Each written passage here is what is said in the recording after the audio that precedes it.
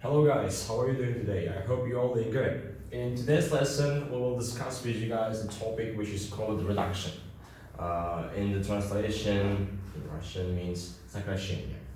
So before this guys, we had with you clauses, right? So we learned with you how to connect the sentences, how to describe our subject or complement, so noun, right?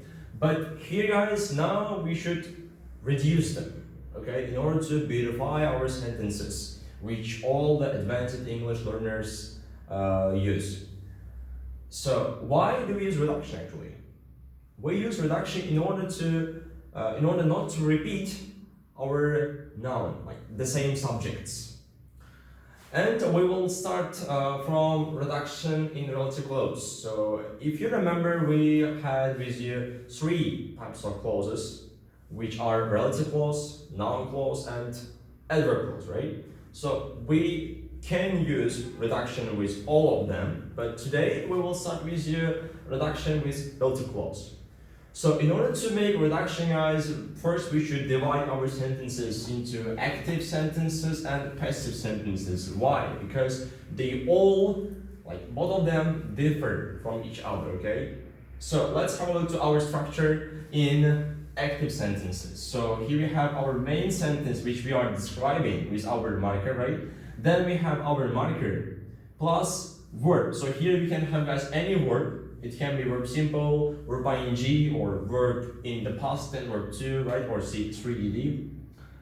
And we call this part as subordinated clause, right? Because this is our independent clause, this is our subordinated clause, which must follow our main part.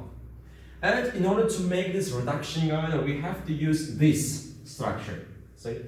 So we don't touch our main sentence, we will write it here, but we must omit our marker. Why?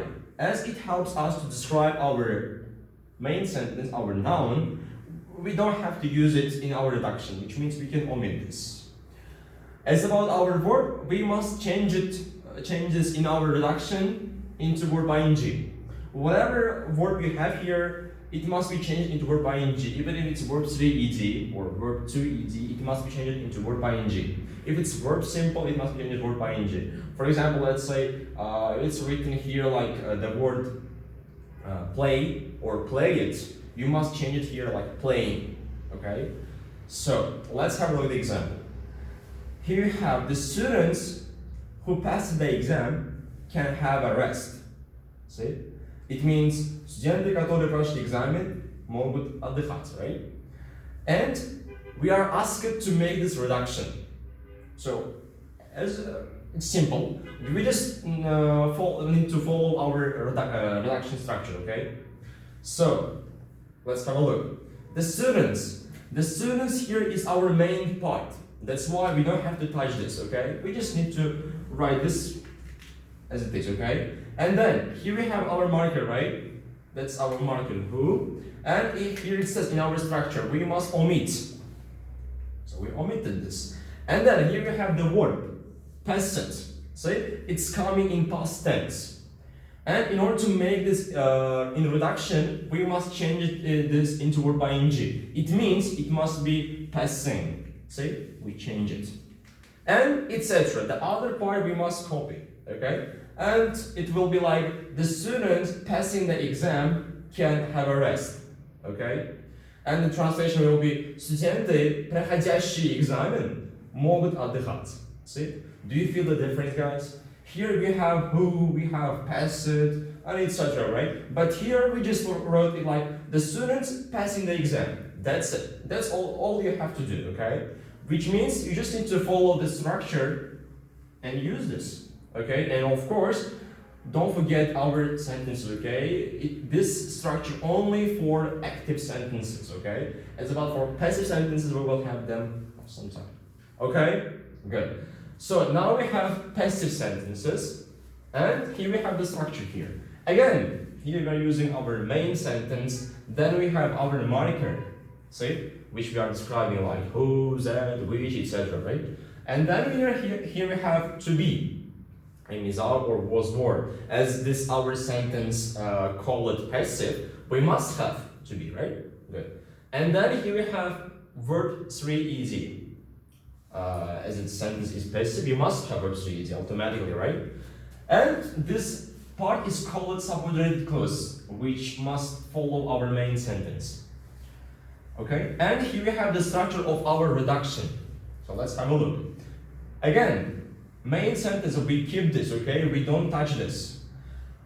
As about our marker, here also we must omit our marker, okay? To be.